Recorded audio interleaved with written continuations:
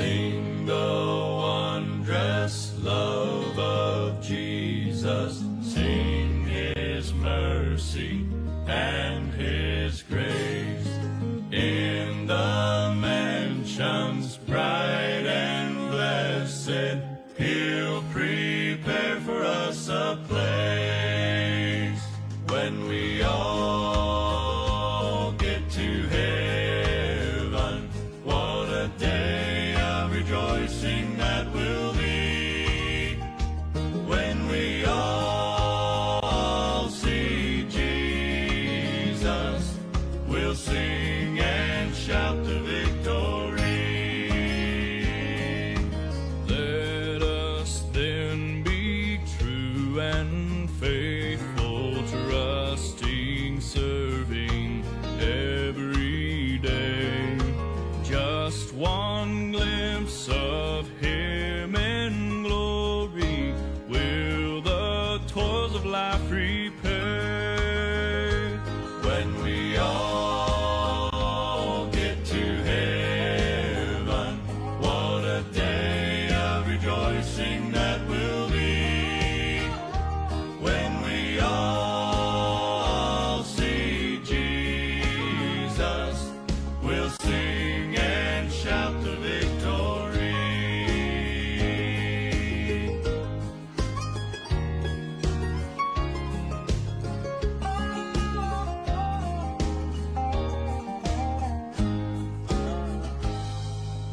Onward to the prize before us, soon His beauty will behold. Soon the pearly gates will open, we shall tread the streets of gold. When we all get to heaven, what a day of rejoicing that will be. When we all see Jesus, we'll sing and shout the victory. When we all see Jesus, we'll sing and shout the victory.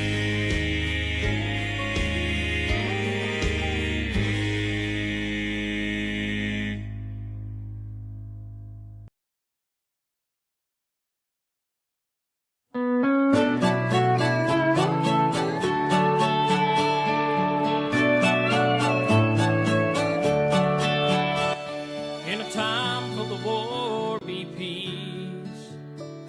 In a time full of doubt, just believe.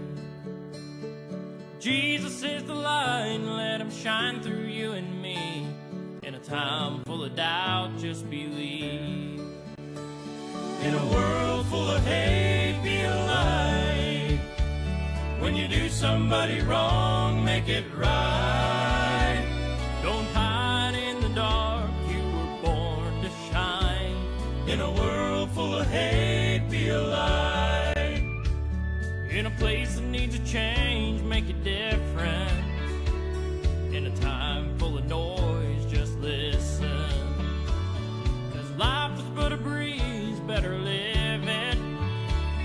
In a place that needs a change, make a difference. In a world full of hate, be a light. When you do somebody wrong, make it right. Don't hide in the dark, you were born to shine. In a world full of hate, be a light.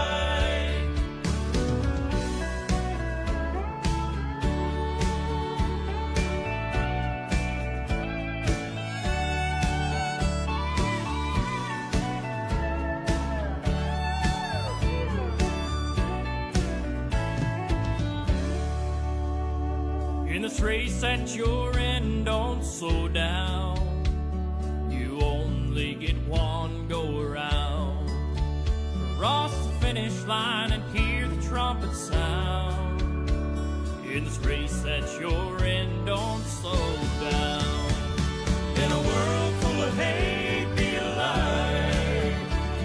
When you do somebody wrong, make it right. Don't hide in the dark, you were born to shine. In a world full of hate, be a light. Don't hide in the dark, you were born to shine. In a world full of hate, be a light. In a world full of hate, be a light.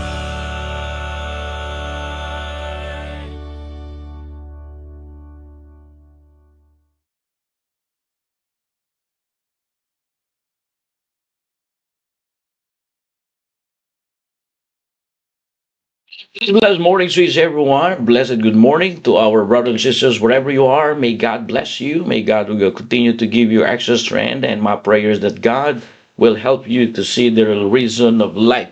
And another Tuesday morning here in our Bible program, one of our additional Bible extra Bible teaching. And I really praise God that we are now in episode 594. Okay, and we talk about developing a strong faith to God. And when we say faith, it should be biblical. And what is biblical faith, church? Faith is the attitude trusting God and trusting at His words. Amen. When we say faith, brothers and sisters, it is the foundation of our Christian life. And I really praise God that we develop our faith to Him. Because if we are maturing in the Lord, if we are growing up in the Lord, the faith that you had this morning ought to be stronger than the faith that you had when you first believed. Amen? Faith don't care about the outcomes, but faith just trusts in God, no matters what the outcome. Good morning again, and I really praise God that He blessed us. He saved us and He forgets our yesterday and infuses us with new start and new beginning. Salamat na tayo po ay binigyan ng bagong umaga ng Diyos. Kaya sa umaga pa lang mga kapatid, tayo ay magkaroon ng pusong mapagpasalamat. Ano? Tayo ay magkaroon ng, alam mo na, yung pusong sa umaga pa lang ay talagang masasabi natin na Panginoon, salamat po sa iyong binigay na umaga. Sapagkat kung wala po kayo, sino ang gigising sa atin? Walang gigising sa atin kundi ang Diyos na buhay, ang nagbibigay ng biyaya at kalakasan. Kaya ano man ang kalagayan mo, pagka ikaw ay binigyan ng buhay ng Panginoon, yan na, dyan magsisimula na yung pagpapala. Kaya huwag kang mag-iisip na ang Diyos ay hindi buhay. Ang Diyos ay buhay, kaya gumising na tayo ngayong umaga. Okay, magandang umaga sa magandang umaga dyan sa mga kapatira natin nandito na, no? Morning, brothers and sisters in the Lord. May the Lord God bless you today.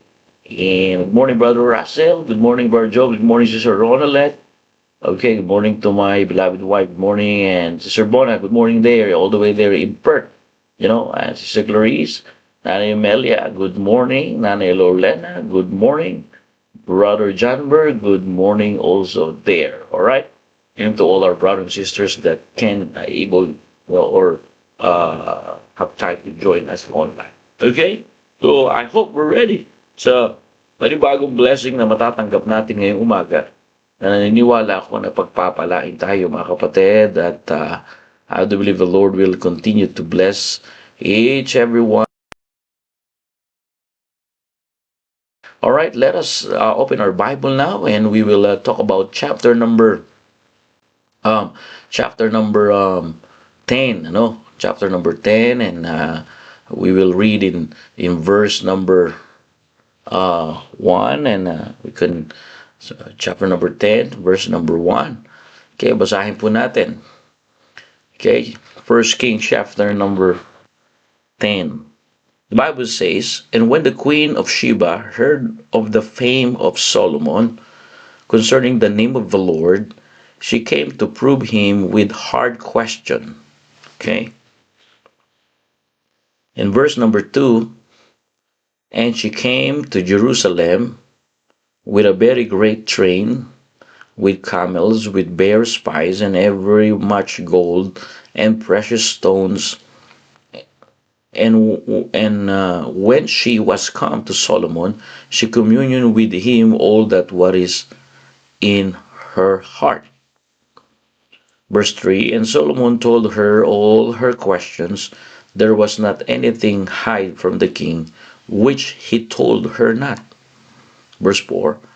And when the queen Sheba had seen all Solomon's wisdom, and the houses that he had built, verse 5, and the mint of his table, and his sitting of his servants, and the attendance of his ministers, and their apparel, and his cumberers, and his ascents, which by which he went up unto the house of the Lord, there was no more spirit in her. Verse number 6, Bible says, okay, and she said to the king, it was true report that I heard my own land of thy act and of thy wisdom. Wow. Verse 7, the Bible says, howbeit I believed not the words until I came, and mine eyes had seen it, and behold, the half was not told me. Thy wisdom and prosperity exceeded the fame which I heard. Let us pray. And the Father, thank you, Lord, for this morning. Bless this morning, and thank you for this other chapter that we will receive this morning. Speak to your people, oh God, just messenger here, just preacher here, preach thy word for the people. And it is that just in our heart, oh God, forgive us. Cleanse us from our iniquity. This is our prayer in Jesus' name. Amen. All right. Thank you very much. All right. This morning, I want to talk about the wisdom of God in your life. You know, when the world sees the wisdom of God in your life, no, maganda makita natin ito sa pahina ito na isa sa mga reyna noon ay nakakita ng karunungan ng Diyos kay Solomon. In 1 Kings chapter number 10 records one of the most famous visits in the Bible. The Bible says the queen of Sheba, the Bible says, traveled a great distance to see Solomon. She had heard reports about Solomon's wisdom, Solomon prosperity, Solomon relationship with God. And when she had arrived, she discovered, brothers and sisters, that the reality was even greater than what she had heard. This chapter teaches us that when God works in a person's life, others will notice. Tatandaan natin, rinig niya ang tungkol sa karunungan ng Diyos, sa pagpapala ng Diyos, at sa binigay na kayamanan ng Diyos kay Solomon. Nang makita po ito ng reyna, mga kapatid, itong mga bagay na ito ng personal, napagtanto niya, mga kapatid, na siya ay talaga pong nahamon. Kaya nga, itinuturo po dito sa kabanatang binasa natin, mga kapatid, na kapag kumikilos ang Diyos sa buhay ng isang tao, mapapansin ito ng iba.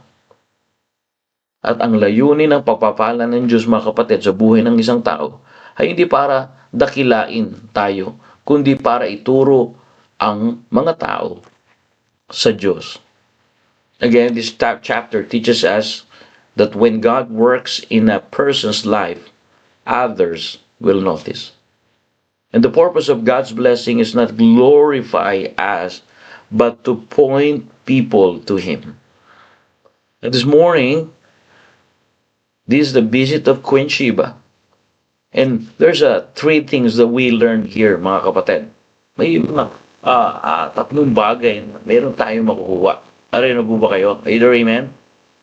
Ano po yung mga bagay-bagay na dapat nating malaman? Sabi nyo, sa biyaya na po ng Panginoon, tayo po ay matututo talaga, no? Sa salita ng Diyos. Salamat naman sa Panginoon. In verses number 1 and 5, okay, I want to show you something here. The Bible says, and the Queen Sheba heard of the fame of Solomon concerning the name of the Lord, she came to prove him had questioned. The Bible says she came to Jerusalem. So, I want you to understand this. When the world sees the wisdom of God in your life, when the world sees the God in your life, number one, in verse number 1 to verses 2, 3, and down to 5, the Bible says, and when the queen of Sheba heard. What does it mean? Number one, a godly, brothers and sisters. Dito na ba kayo? Hello? A godly life becomes a testimony to others. Hello, good morning, brethren. Yung makadiyos nating buhay, mga kapatid, ito po ang nagdadala ng magandang patotoo na may buhay na Diyos sa ibang tao. Di ba tayo nagpapasalamat ngayon, mga kapatid, na yung paglilingkod mo sa Panginoon, yung paglilingkod natin sa Diyos, yan ay buhay na patotoo na mayroon Diyos. Minsan gusto natin magbahagi ng gospel, minsan gusto natin magdala ng mensahe ng Panginoon, pero nagsisimula muna yan sa ating maayos na patotoo. Kaya mga kapatid, ingatan natin ang ating maayos na patotoo. Either amen? The Bible says when Queen Sheba heard of the fame of Solomon concerning the name of the Lord, godly life becomes a testimony to others. Before the Queen Sheba saw Solomon, she first heard about him. People were talking about God's work in his life. And brethren, our lives are constantly speaking to others. Whether we realize it or not, people are watching how Christians live. That's why protect our testimony. Live by example. Live in biblical standard. Do not compromise and do not go with the compromisers. Did you get that, church? Hello, magandang umaga po sa inyo. May mga nakikinig na ba rito ng mga kapatiran natin dyan? Magandang umaga po kay Tatay Gerardo, amen.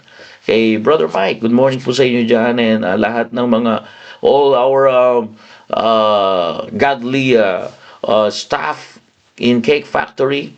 When we say godly, by the way, godly, listen, medyo nakakalimut. Tandaan natin, lahat tayo nagkakasala.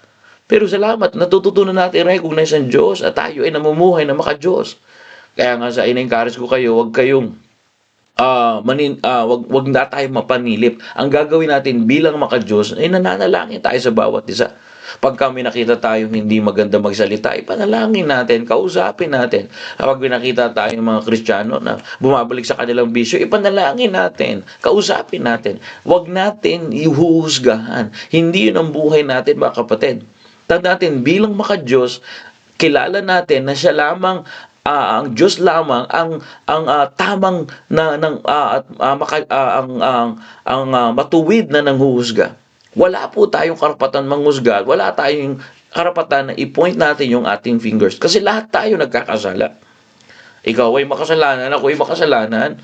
Araw-araw nagkakasala tayo. Kaya salamat sa biyaya ng Diyos, tinuturuan tayong lumago ng Diyos upang tayo ay makapamuhay at dapat napapamuhay natin, pinapakita natin sa gawa yung pagkakilala natin sa Diyos. Kasi makikita po yan ng ibang tao sa buhay natin. Mayroon dito sa Biblia na nakita ng isang reyna yung pagkakilala ni Solomon sa Diyos. Kaya na-recognize niya lahat ng meron si Solomon ay galing sa Diyos. The Bible says, when the Queen of Sheba heard, that's the word then. And when the Queen of Sheba heard, what does it mean, church? Of the fame of Solomon concerning, look at this, the name of the Lord. Brethren, number one, godly life becomes a testimony to others. Even you cannot preach the gospel. Even right now, because you are first year members here and you are new convert here, even you are 1-year-old Christian that baptized in our church. Listen to this. Your life testimony, brothers and sisters, that's why I encourage our members here. Even you cannot preach, you can preach through your testimony. Remember a lighthouse there in my background in Rates Island. We went there, right? A lighthouse does not shout to ships. It simply shines. That's the job of lighthouse. It simply shines. A lighthouse does not shout the shades others. Do you know, a faithful Christian become a spiritual lighthouse. If you are faithful in your giving, if you are faithful in your ministry, if you are faithful in your soul winning, if you are faithful in apply the biblical standard, brethren, it simply shines. It lights guide others. Are you there? Amen. If your family is, apply what, the biblical standard, it simply shines to others. And brothers and sisters, I encourage you, your family is watching your testimony. Your children is watching your testimony, parents, especially the father, the leader of the home. Your family is watching your testimony. Mom, you are the completer of the home. The husband is the authority of the home. But you're active in the active in the home, which is the children, is watching your testimony. Your children learn more from your examples than your words. Your co-workers observe your attitude during pressures in the work. Your neighbors notice your conduct. Remember, I'm going to church, and our neighbors before sees me and sees my family wearing the best dress for the Lord, and we carrying the Bible, and they ask us, "What you doing, guys?" We said, "We are worshiper, we are believer of the Lord Jesus Christ. We love the Lord, and every Sunday we are committed to go to church." Your neighbors notice your conduct. Brethren, your testimony can either attract people to Christ or push them away. Brethren, I encourage you, live in a way that honors God daily. Are you there? Amen? Kaya nga, nakita ng itong reyna na ito sabi ng reyna, may narinig ako sa iyo. At ito ay patungkol. Ang nakikita niya, mga kapatid, yung maayos na patotoo ni Solomon, na kumikilala sa Diyos. Dapat yun din po makita po ng mga tao sa atin bilang mananampalataya. Hindi mo man kayang basahin ang Biblia ngayon o hindi mo pa nababasa ang Biblia simula sa unang pahina hanggang sa huli. Kaanuhin natin, alam natin ang Biblia at nababasa na natin ang Biblia hanggang Genesis, hanggang Revelation, hindi naman nakikita si Kristo sa atin. Pinagmamasdan tayo ng ating pamilya, mga kapatid, kung ano ang patotoo natin. Pinagmamasdan ng loved ones natin, ang ating bilang Kristiyano. Alam niyo ba, sa mga anak natin, mas natututo ang anak natin sa halimbawa kaysa salita. Kaya nga, ang patotoo natin, mga kapatid, maaaring magpalapit yan o magpalayo kay Kristo. Yan ang ginagamit ng Diyos. Akalain mo itong reyna na ito, hindi niya kilala si Solomon, naririnig niya lamang. Pero magandang narinig niya kay Solomon, yung patotoo na, nareno po ba kayo? Hello? Gising na po ba tayo? Amen. Wala na akong kasama. Kahapon may kasama ko rito, ngayon wala na. Mga kapatid, kailangan natin maunawaan ito. Sabi ng Bible, and when the Queen of Sheba heard concerning the name of the Lord. And brothers and sisters, your faith, your service, and especially a godly life becomes a testimony to others. Just keep on going, church, because our lives are constantly speaking to others. Imagine, people were talking about God that you would serve. And that's a blessing, church. I'm not saying this to be boast. I'm saying this that we appreciate and we continue to live a godly life. What is godly life? Learn to be humble. Humility. Imagine, every time you see people that have humility, it encourages you, right? Hindi ibig sabihin, meron ka ngayon, tandaan mo, ang gulong ay hindi laging nasa taas. Ang buhay ng tao, parang yung gulong. Na minsan sa taas ka, meron sa baba ka. Ngayon, kung ikaw ay nasa taas ngayon, at nananapak ka na, at nang papahiya ka na, at nanlilit ka na, balang araw, pag yan naman yung tinapakan mo, niliit, yung mga tinatapakan mo, niliit mo, ay pinagpala ng Diyos. At ikaw naman ang nasa baba, di sana, sila sana ang tutulong sa iyo. Mga kapatid, maging magandang halimbawa tayo ng buhay ni Kristo. Kaya nga tayo tinawag na Kristiyano. Ulitin ko po, ito po ay dapat lumago tayo at sa ating pananampalataya sa Panginoong Hesus. Dahil sa paglago sa pananampalataya sa Diyos, yung tayo po ay nagkakaroon ng magandang halimbawa sa pagsasalita, sa pagkilos. Kaya pangit yung mangliliit tayo ng ibang tao at ang tingin natin sa sarili natin ay mataas. Balang araw, darating na panahon, ikaw rin ay babagsak. Pero, pwede silang gamitin ng Diyos na balang araw sila ay tutulong sa iyo. Narino po ba kayo? Amen? Wala na naman akong kasama rito. Kung busy-busy na naman to understand that, church. It is important this morning. And like what he said, church, your testimony, your godly testimony, again and again, can either attract people to Christ or push them away. If we are humble,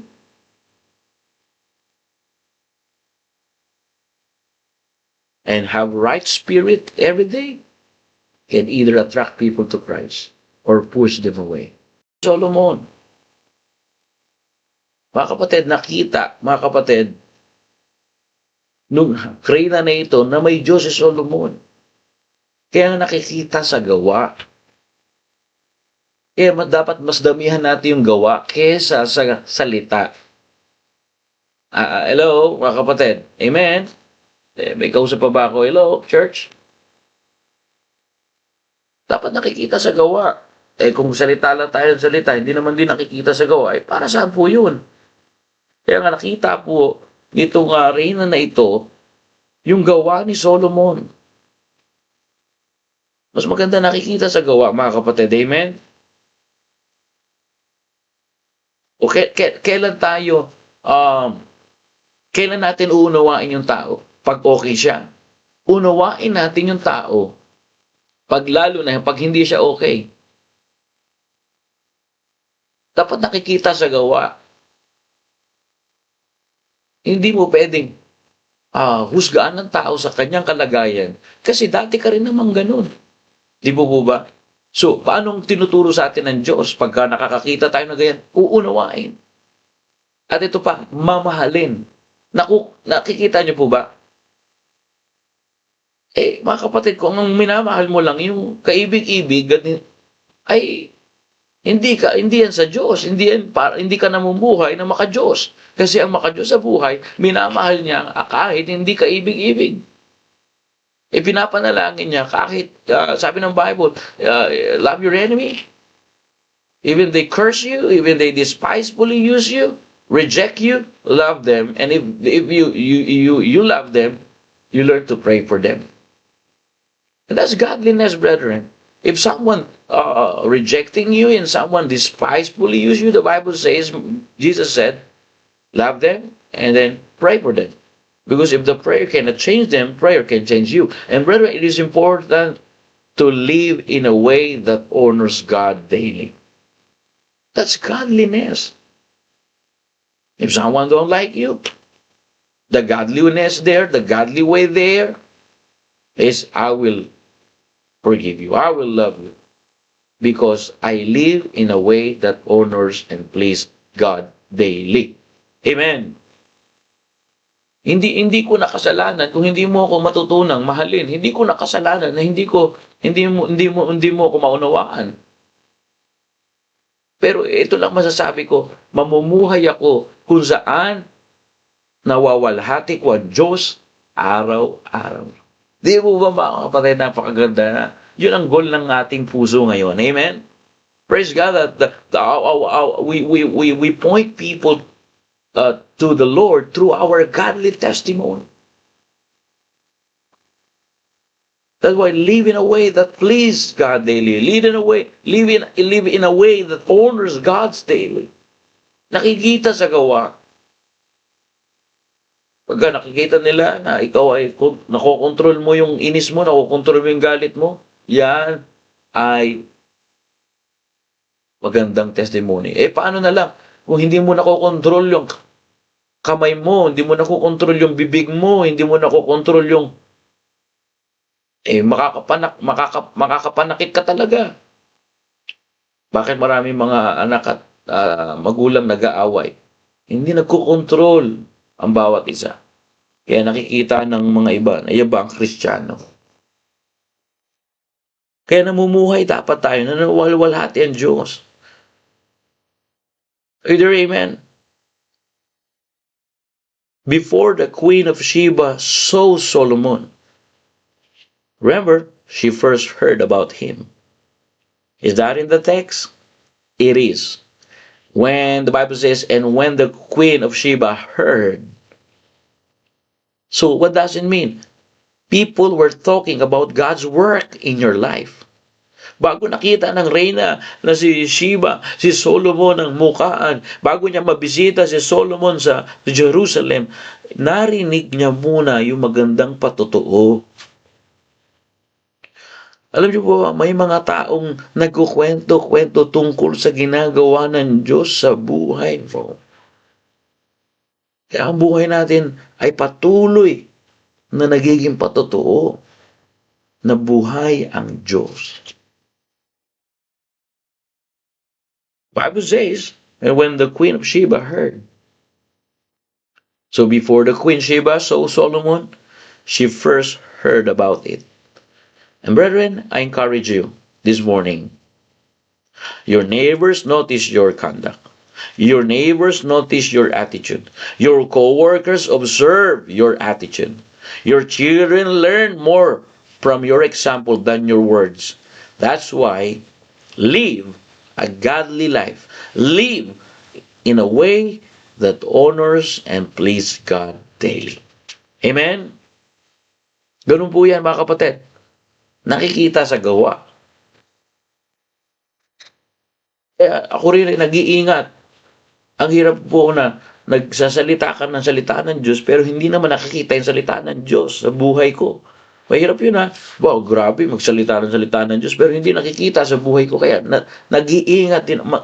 Mga kapatid, kung napag-aaralan natin yung mga ibang bagay, bakit hindi natin mapag-aralan yung ating magandang testimony?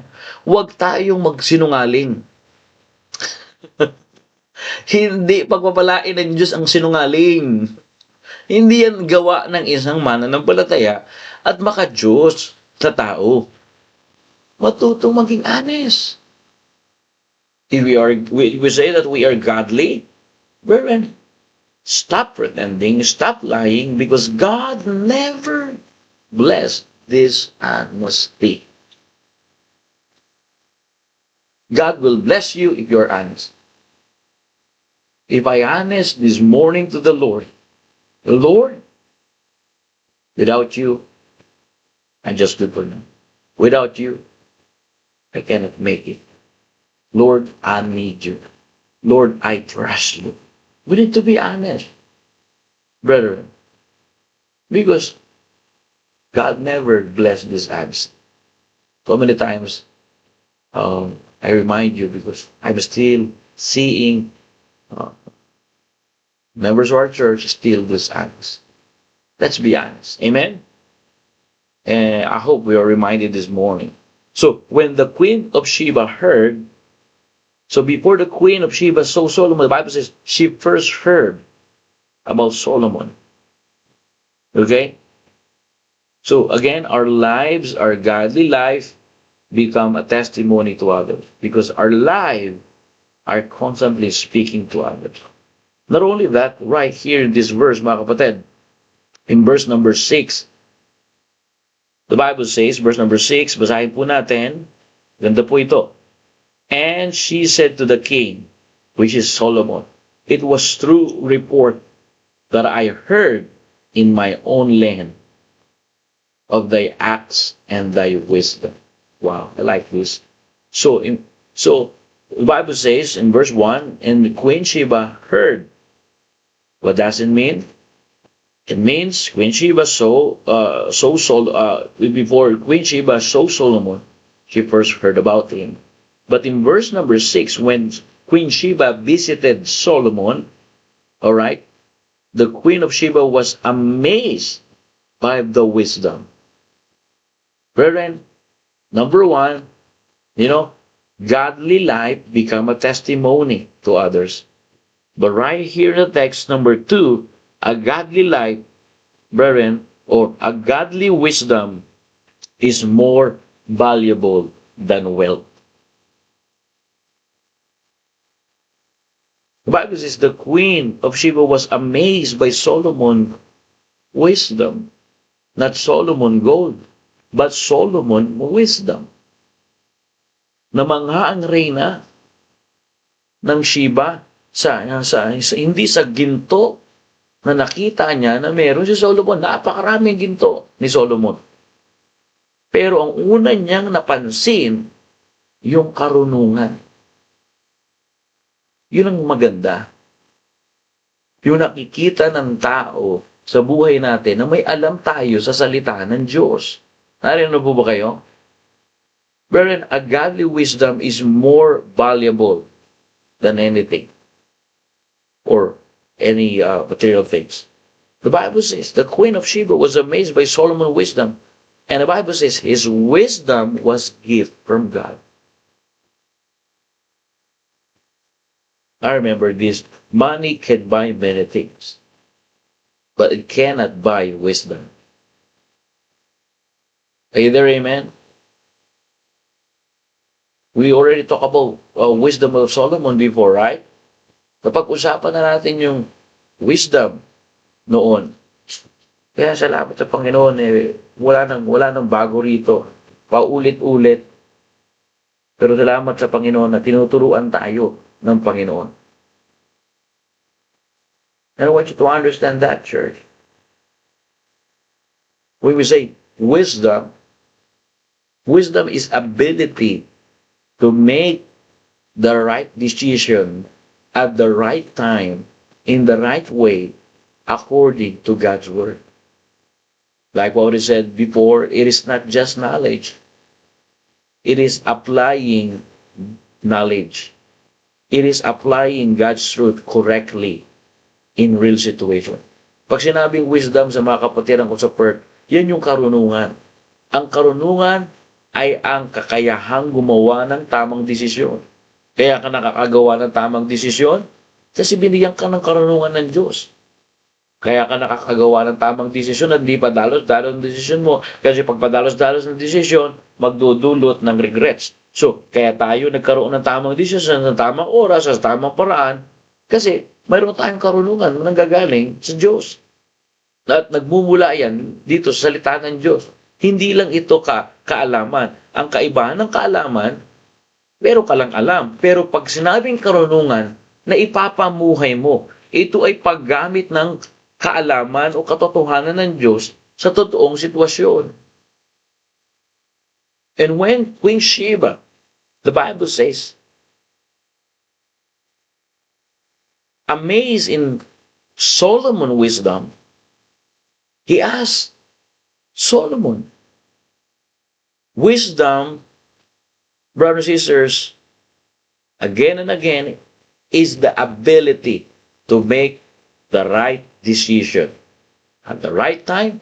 It is important. It is hard to make a decision in difficult times of your life. So you need wisdom from God. Amen?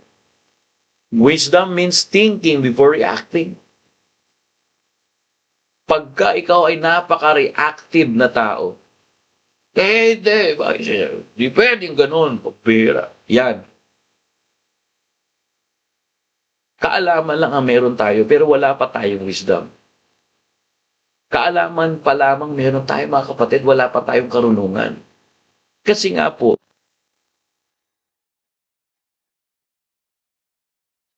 aksyon. Wisdom means thinking before reacting. Wisdom means asking, what does God wants me to do? Yun ang wisdom. Kaya pag bago ka magdesisyon, teka, ipag-pray ko muna po yan. Abay, maganda yun. Karunungan na yun. Sabi niyo, paano ba malalaman na may wisdom na ako? Yun, marunong ka magtanong. Hindi ka ba dalos-dalos? Di po ba? Ang may wisdom na anak ng Diyos, mga kapatid, hindi pa dalos-dalos po yan. Kaya mapapansin po natin, godly wisdom is more valuable than wealth. The Queen Sheba was amazed by Solomon's wisdom. Brothers and sisters, it is important to seek God's wisdom before making major decision. Lagi na natin ito naririnig, mga kapatid. Ang kaibahan ng kaalaman, alam mo siya, naka-stack lang yan, naka-store lang yan sa isip mo.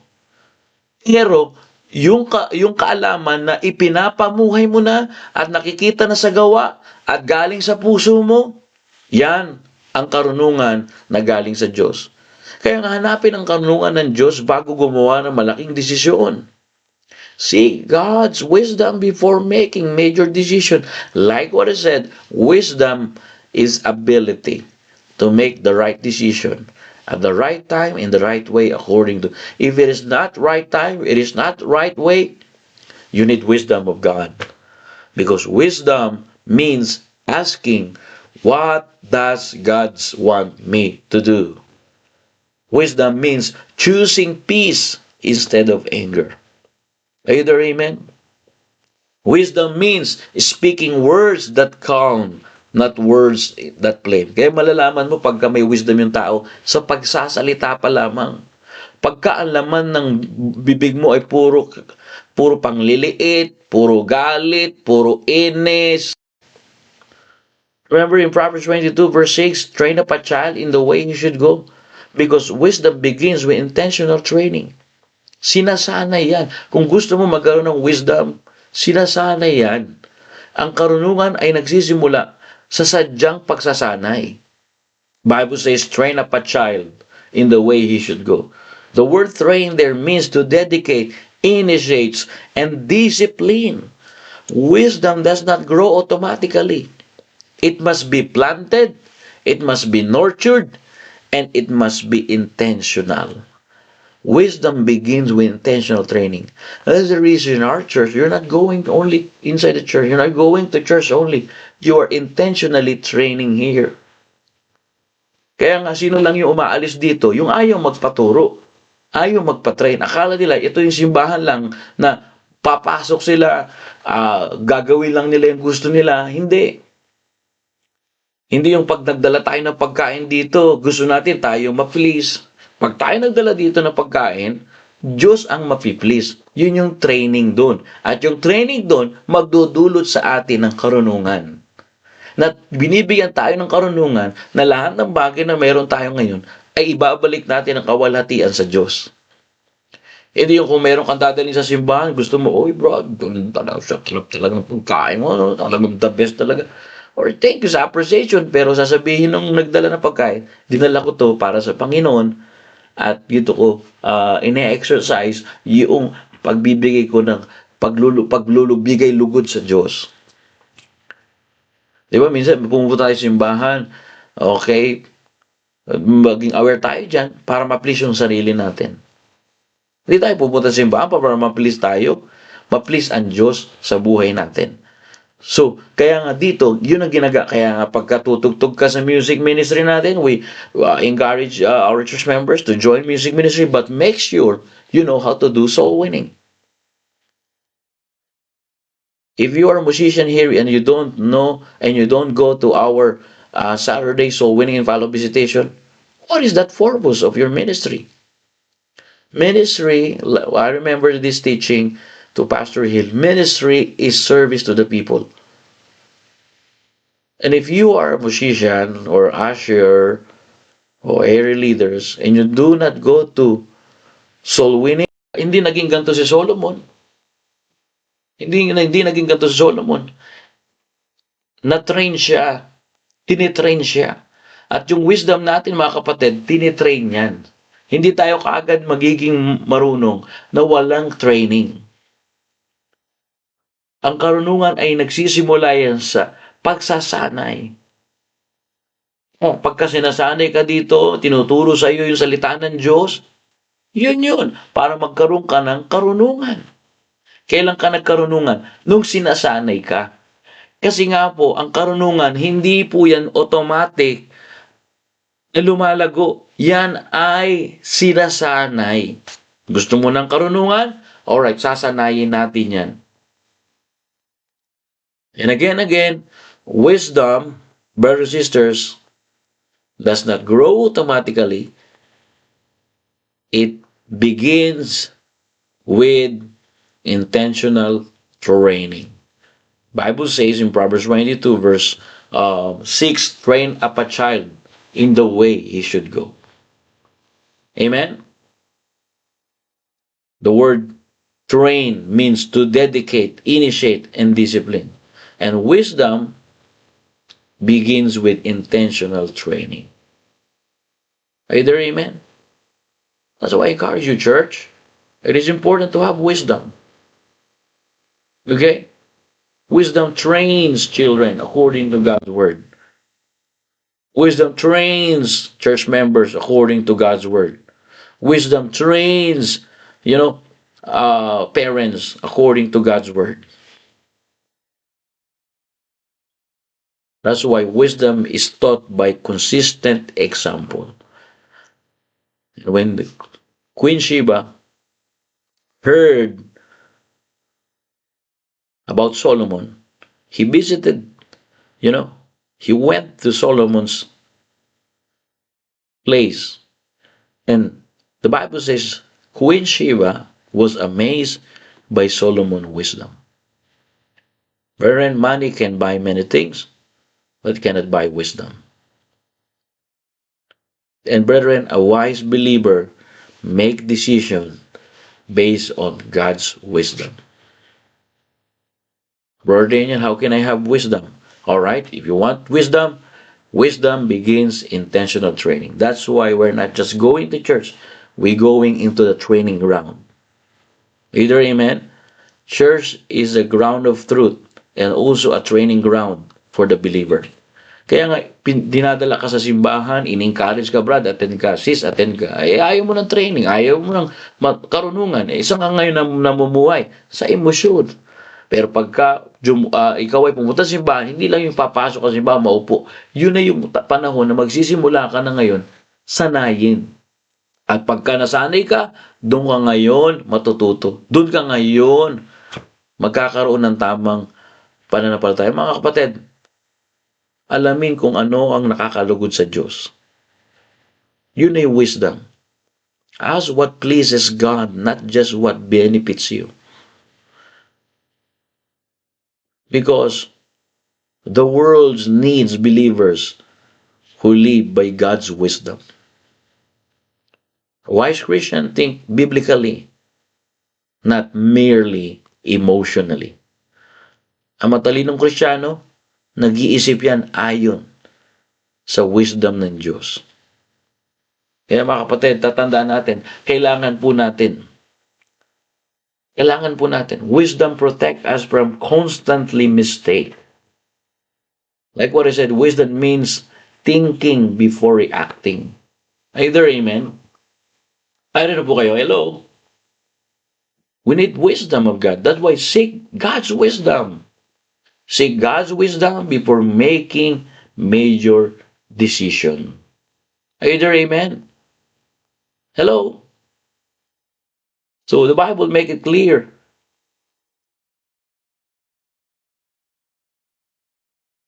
Queen Sheba was amazed Solomon's wisdom.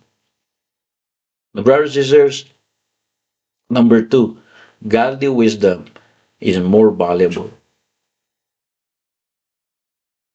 Godly wisdom is more valuable than iron ore. Godly wisdom is more valuable in gold and diamonds. We need the wisdom of God. Amen? We need the wisdom of God. We need that. And it's important, church, because wisdom promises lasting impact. Bible says if you train your children with wisdom of God, when they are old, they will not depart from it. Wherein it is important to understand that. Seed planted early lie dormant, but they grow in God's time. Do not give up praying for our children. Do not give up training our children with the wisdom of God. We need wisdom, church. Wisdom, again and again, is the ability to make the right decision at the right time, at the right way, according to God's word. It is not just a knowledge or head knowledge, it is applying God's truth, God's word correctly in real situation. And brothers and sisters, this morning, two things that we get here, and tomorrow we will continue this.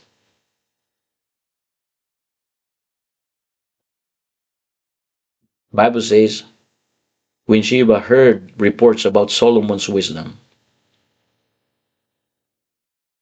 and Queen Sheba heard about the name of the Lord. Two things, brethren. When others sees godliness and wisdom of God in your life. Ano po? Yun ang pinakamaganda. Yung makita nila, yung Diyos at yung karunungan ng Diyos sa buhay mo. That's why number one, a godly life become a testimony to others. Amen? Like what I said, a lighthouse does not shout to ships. It simply shines. Likewise, brethren, faithful Christian becomes a spiritual lighthouse. Live in a way that pleases God. Because your godly testimony help people notice or help people to know the Lord. Because your testimony can either attract people to the Lord or push them away. And not only that, your wisdom from God. Your wisdom, brothers and sisters, is ability, to make a right decision, to make, right decision in difficult time. To make the right decision at the right time in the right way, according to God's word. That's wisdom.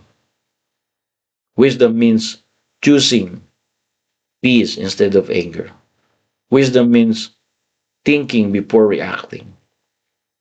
And wisdom means speaking words that calm, not words inflame.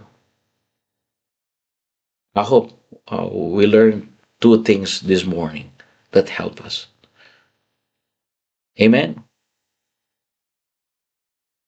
That's why if someone examine your life, like in this passage of the Word of God, Bible says, and she was the queen of Sheba, and she said to the king, it was true report. What does it mean?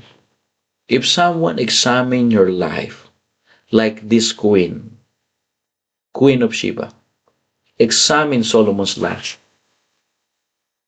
If ever someone examine your testimony, if ever they talk about you, if ever examine your life, like the Queen of Sheba examined Solomon's life, what would they see? Would they see God's wisdom? Would they see God's blessings? Would they see God's presence in your life? Would they see Christ in your daily life? Brethren, may our lives point people not to ourselves, but to the Lord. I hope it encouraged us this morning. Let us pray. Heavenly Father, thank you, Lord, for this morning. Try my best. But Holy Spirit of God, you are a great comforter. You are a great teacher. Guide us. Guide your people to really understand that our godly testimony become a lighthouse to others, just like Solomon. Queen Sheba saw Solomon. He encouraged Queen Sheba. Everything Solomon possessed came from God, came from you, Lord. And thank you for simple reminder this morning that we need to live in a way that pleases you and honors you daily. Our neighbors, our co-worker, our children, learn more from our example than our words. Nakikita po sa gawa, hindi po sa pananalita. Panginoon, patawarin niyo kami, Panginoon, na mas marami kaming sinasabi kesa sa ginagawa. Bilang Kristiyano, tinuturuan niyo po kami mamuhay. Tinuturuan niyo kami na hindi lang po sa salita, kundi dapat po sa gawa. Maraming pong salamat sa inyong salita na tinutulungan niyo rin po kaming mapamuhay yung karunungan o kaalaman na nasa amin na magiging karunungan. Tulungan niyo po kaming gamitin ang aming mga pagpapala para sa iyong kawalhatian. At huwag maging mapagmataas sa anumang tagumpay at naway makita ng iba yung Kristo ng aming buhay. Lord, I pray, use our life to see you, that you are a real God. Pray, Lord, for each everyone, Lord. Give us wisdom. Because wisdom means choosing peace than anger. Wisdom means thinking before reacting. Wisdom is ability to make the right decision in difficult times.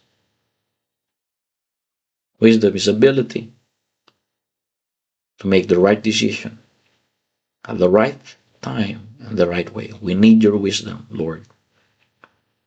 Thank you for what you have done in the midst of us. Bless your people and save the unsaved. Baptize the converts and our brothers and sisters that are in bed of sickness. Heal them. Thank you, Lord God. Forgive us our sins. In Jesus' name.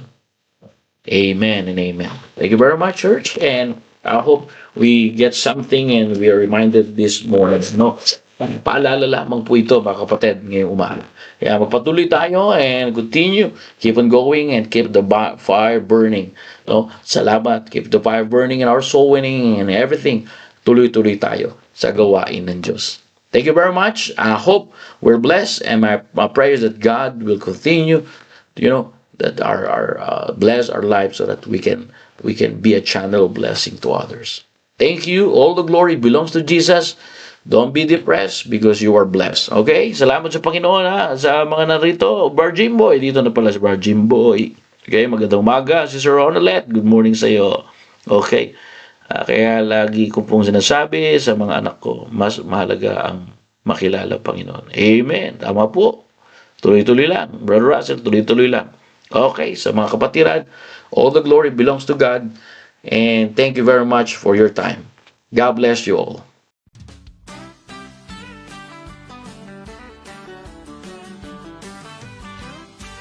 I'm too blessed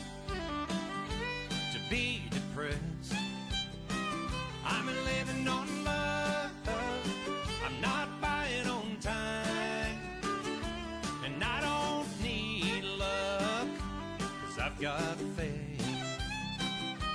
And I'm too blessed to be depressed, and I'm living on love. Now some folks say they can't make it through the day without a little something to help them on their way. Friend, let me tell you about Jesus, God's gift to me. He lifted my load and He saved my soul. Now I'm born again. Now I'm too blessed to be depressed. I'm living on love. I'm not buying on time. Oh, and I don't need luck, 'cause I've got faith. And I'm too blessed to be depressed, and I'm living on love.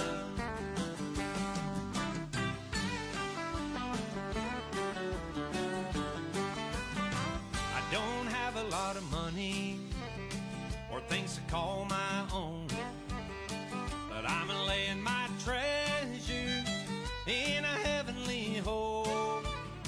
And you can take away my things that money can buy, but my friend, you see, I would still be the richest man alive, 'cause I'm too blessed to be depressed. I'm living on love. I'm not buying on time, and I don't need love, 'cause I've got faith. And I'm too blessed to be depressed, and I'm